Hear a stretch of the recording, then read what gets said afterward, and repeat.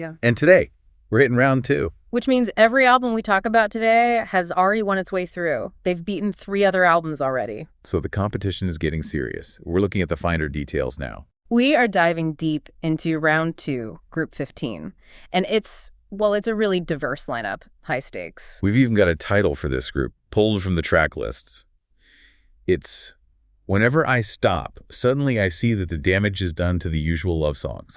Yeah, quite the mouthful, but it fits. It does. And it introduces our 4 contenders nicely. We've got Foreigner, the debut album by Foreigner. Then there's Love Songs, which is a various artists compilation. KT Tunstall's Eye to the Telescope. And finally, M6 by Mike and the Mechanics. So our mission today is to really unpack the critiques of these 4 very different records. And figure out exactly what pushed the top 2, spoiler alert, KT Tunstall and Mike and the Mechanics, into round 3 of the album quest. Okay, so before we get into the Group 15 showdown itself, let's talk about how these albums even got here.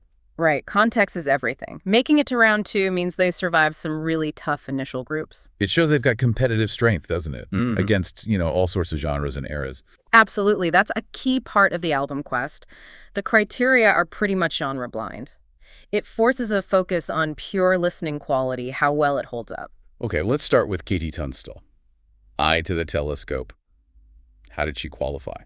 So she came from round 1, Group 10. She actually placed second in that group. Second place. Interesting. Who finished first? Bryan Adams' Reckless. The huge 80s classic. Wow. Okay. Qualifying behind Reckless, that's no small feat. That album is iconic. Exactly. It immediately signals that Eye to the Telescope had some serious substance right from the start. But who did she beat to get that second spot? Well, this is interesting, too. She knocked out Big Country's The Seer. Another respected 80s album, known for that big atmospheric sound. Yeah. And maybe even more relevant to this group, she also beat another Foreigner album. Which one? Unusual Heat. Huh. So the reviewer already had to compare Tunstall against Foreigner, and Tunstall came out ahead against that particular Foreigner record. Seems so. It suggests maybe the raw, clear vision of her debut resonated more strongly than Foreigner's later work, at least in that specific matchup. Interesting foreshadowing, maybe? Could be. Okay, let's move to Mike and the Mechanics, M6. Where did they come from? They came out of round 1, Group 43, and the source material calls this group a, quote, truly wild mix. Huh. I like the sound of that. Who won that group? Madonna's Confessions on a Dance Floor. So M6 qualified in second place behind that massive dance record. Donna and Mike and the Mechanics. Yeah, that is a wild mix already. Who did M6 eliminate? Get this. Animal Olympics, which is a soundtrack album by Graham Goldman of 10cc fame. Okay, Prague soundtrack. And Saxon's Strong Arm of the Law. Heavy metal. Wow, so we have dance pop, a Prague soundtrack, and a classic heavy metal all in one group. Yeah, the diversity is really something. Does M6 beating Saxon say more about the depth of M6, or maybe about how, really aggressive genres sometimes struggle with the repeated listening aspect of the album quest? That's a really fair question. It could be that musical subtlety and consistency maybe play better over the long haul in this specific format compared to pure visceral power. Maybe M6's kind of versatility, appealing across moods without losing his core sound, was the key there. Could be. It managed to navigate that really varied field. Okay, third qualifier. Foreigner's self-titled debut, Foreigner. Right. They came through round 1, Group 33, again finishing second. Who beat them? Another giant. Black Sabbath's Heaven and Hell, the first one with Ronnie James Dio. Whoa. Okay, Heaven and Hell. Qualifying behind that is definitely a mark of quality. No shame in that second place. None at all. But the interesting thing here, like with KT Tunstall's group, was the internal competition. What do you mean? Well, to get that second spot, Foreigner had to beat Journey's Escape. Huge album, Escape. Yeah. Stadium rock anthem central. Exactly. But it also had to beat another Foreigner album from the collection. Again? Which one this time? Inside Information. Wow. Okay, so the debut beat out a later, maybe glossier Foreigner album. Just like Tunstall beat Unusual Heat. Yeah, it's quite the pattern. It really forces the reviewer to confront the band's evolution head on. And twice now, the earlier, perhaps raw foundational album has won out in these internal battles during the quest. It suggests that initial spark, that genesis of their sound, maybe held up better under this intense scrutiny than some of the more polished later refinements. Interesting, isn't it? Very. Makes you wonder if that raw energy just has more staying power. Or maybe it's just more consistent across the whole album compared to later efforts that might have higher highs but lower lows. Hard to say without hearing the reviewers' detailed thoughts on those specific comparisons. True. Okay, last one. The curveball. Yeah. The compilation. Love songs. Yeah, compilations generally have a tough time in the album quest, right? Lacking that single artistic vision. Usually, yeah. But this one made it through. Round 1, Group 201, also finished second. And it qualified behind Eurythmics' Ultimate Collection. Another strong compilation, actually. Fair enough. But the real story here is who Love Songs beat. Go on. Adele, 25. Get out! Really? Love Songs beat Adele's 25. That's what the source says. A collection of, probably fairly standard pop love songs knocked out one of the biggest albums of the last decade. That's kind of mind-blowing. What does that even say? Maybe it says that sometimes just sheer classic song quality, even scattered across different artists, can actually outweigh a very cohesive, modern, but maybe less consistently brilliant blockbuster album, if the hits are that good. That's a provocative thought. It really challenges the album as a single statement idea, doesn't it? It does. Oh, and it also beat the piano tribute to Iron Maiden by Scott Lavender. Okay, well, that just brings us back to the genre blind point. Anything can compete if the listening experience holds up. Exactly. So 4 survivors, each with a story, each proving their mettle in really different ways. Now they face off in Group 15. All right, this is where it gets really granular. We need to dig into the reviewer's specific critiques for this group. Why did these 4 rank the way they did? Yeah, it's less about just liking an album now and more about how it performs over multiple listens, its cohesion, its artistic statement, all that stuff the album quest demands. Let's start with the second place finisher, the one that advanced alongside KT Tunstall, Mike and the Mechanics' M6. Okay, M6. The source describes it as an organic album. What does that mean in this context? Well, it seems to point towards a sound that's more stripped back. Lots of semi-acoustic rhythms, less reliance on, say, heavy synths compared to some of their earlier work or 80s peers. Right, leaning into the musicianship, Mike Rutherford's guitar work, but maybe more texture and rhythm focus than just flashy solos. Yeah. That trademark musicianship the source mentioned. Exactly. And apparently, musically, it's very strong. The source gives a lot of praise to the vocals. Yeah, especially Paul Carrack. His delivery is called delicious on tracks like If Only and Asking for the Last Time. And Paul Young's contributions are noted too, so technically proficient, great singing, cohesive sound. Okay, so if it's that good, why only second place? And the source uses this phrase that it doesn't quite levitate to the echelons of great albums. What's holding it back from those echelons? It seems to come down to a question of maybe ambition versus execution. M6 sounds like it perfected the established Mike and the Mechanics sound. It delivered exactly what you'd expect, but flawlessly. Okay. But the critique hinges on what's missing. The reviewer points to the lack of an absolute belter, one of those huge, undeniable, maybe slightly risk-taking tracks like The Living Years or Silent Running or All I Need Is a Miracle. I see. But hold on, isn't the album quest supposed to look beyond just having a massive hit single? Isn't it about the whole album experience? That's a really good point. And I think the critique here isn't just about commercial success. It's more structural. Yeah. A belter provides a kind of peak and anchor point in the listening journey. Without that standout moment, even consistently high quality can start to feel a bit flat. Or maybe safe is the better word. The reviewer actually notes a potential lack of diversity because the quality is so consistently good, but maybe all at a similar level. So it's too consistent, in a way, lacking dynamic peaks and valleys. That seems to be the implication. It's described as a superior, albeit safer album compared to its predecessor, Better on a Beach of Gold. Safer?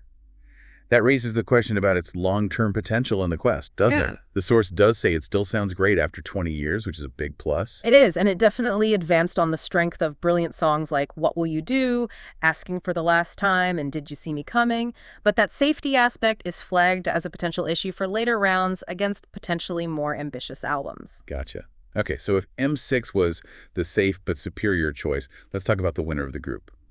KT Tunstall's Eye to the Telescope. This must have had the X factor M6 was missing. It seems like it. The critique for Tunstall centers much more on craft and imagination.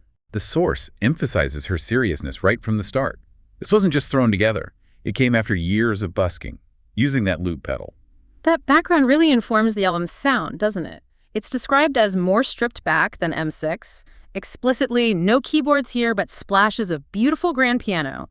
It's built on acoustic guitar, her voice, percussion, those layers she creates. Organic in a different way than M6, maybe. More raw, less polished. Perhaps. But what really seemed to capture the reviewer's imagination was the imagery. The album is praised for painting marvelous mental imagery. Ah, okay. Like transporting the listener. Exactly. The specific example given is the track Silent Sea, which apparently conjures vivid images of a rain-swept harbor. That ability to create a world, not just a sound, seems to be a huge plus in the album quest. Yeah, that moves beyond just pleasant listening into something more immersive. And musically, while a lot of it is guitar-led, mid-tempo, it's sort of folky or stompy, as the source says. Okay, yeah. There's also real dynamic contrast. The slow tracks are described as atmospheric and moody.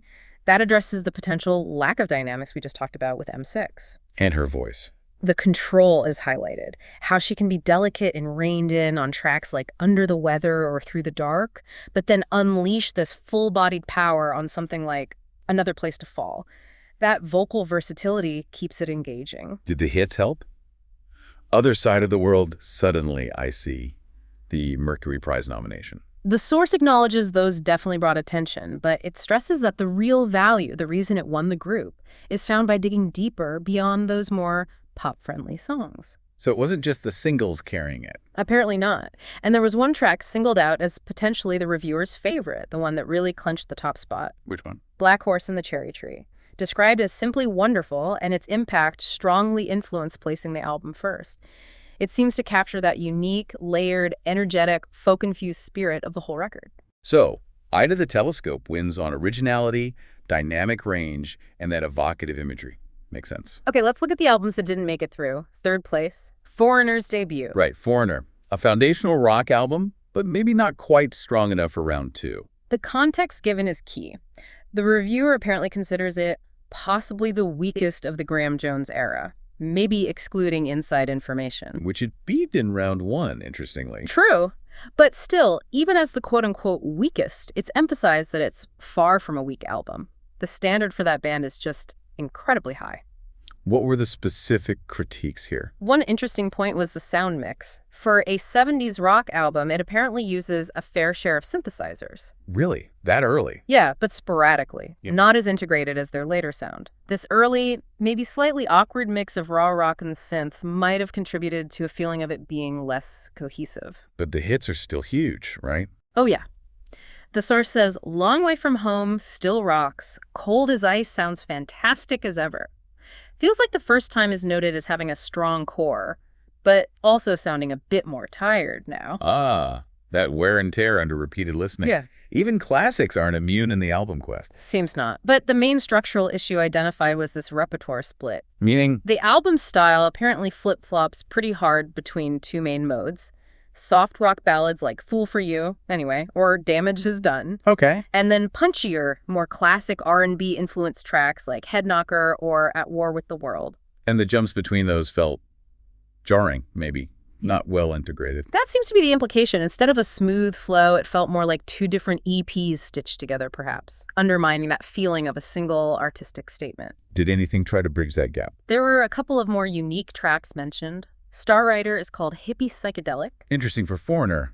And The Closer I Need You is described as very interesting and experimental. These apparently helped offset a weaker second half somewhat, showing some ambition. But not enough to save it overall. Ultimately, no. The verdict seems to be that its main value is historical. It laid the foundation for the really strong albums that came later. Important, yes, but not the peak performance needed here. Okay. Foundational but flawed. Got it. Yeah. Which leaves us with fourth place, the compilation. Love Songs. Yeah, the album that pulled off that miracle against Adele in round one. But couldn't repeat it here. The source says it ran Foreigner close for third place, but ultimately couldn't live with the higher caliber of the studio albums in round two. That makes sense. The lack of a single vision becomes more apparent against focused works, probably. Still, it must have had some amazing tracks to even get this far. Absolutely. The source calls it an excellent blend of real pop classics and lists some stunners. Jennifer Page's Crush. Huge catchy tune. Elton John's Something About the Way You Look Tonight. Shania Twain's You're Still the One. Leanne Rimes' How Do I Live. Wow, powerhouse ballads there. Paul Weller's You Do Something to Me. Rod Stewart's Had I told you lately, the Pretenders, I'll stand by you. A really strong collection of hits. Seriously good songs? Mm-hmm. So what killed it? If it ran Foreigner close, what held it back? Consistency again. Or rather, inconsistency. The source identifies two specific tracks that let down the whole package. The weakest links. Uh-oh. Which ones? First, Boyzone's cover of No Matter What. Ah, a cover. The reviewer seems tough on covers. Very. The comment was that it sucked all emotion and feeling out of the original. A harsh critique, but it highlights how filler, especially a poorly judged cover, can really damage an album's standing in the quest. One bad apple spoiling the bunch, essentially. What was the other weak track? Finlay Gray's Even, after all. Yeah. Dismissed as barely mediocre. Ouch. So you've got these amazing classic tracks, but then a couple duds pulling the average down. Exactly. And in the album quest format, where you're listening closely multiple times, those weak spots become really obvious and grating. You can't hide them. Makes sense. But wait, there was something else about this album, wasn't there? A personal revelation for the reviewer. Ah, yes. This was maybe the most fascinating part of the whole Group 15 analysis, a real aha moment about musical taste changing over time. What happened? It involved the song High by the Lighthouse Family. Okay, I know that one. Smooth, gentle pop. Right. Well, the reviewer candidly admits that 20 years ago they absolutely hated it, called it tuneless and pathetic. Wow, strong words. But now, revisiting it for the album quest, listening again after all that time, They liked it. they found it to be a charming little song, a complete turnaround in opinion. That's incredible. What does that tell us about the whole process? Well, it highlights just how subjective and fluid this whole album quest thing is, right? It's not just about the album staying the same. It's about how we change as listeners. Our tastes evolve, our moods change. Maybe we appreciate different things at different points in our lives. Exactly. Maybe 20 years ago, the reviewer needed more energy, more obvious hooks. Now, maybe they appreciate subtlety, atmosphere, that gentle charm. It shows that longevity isn't just about the record. It's about the relationship between the record and the listener over time. That's a really profound point, actually. It makes you think, what songs did I used to hate that I might appreciate now?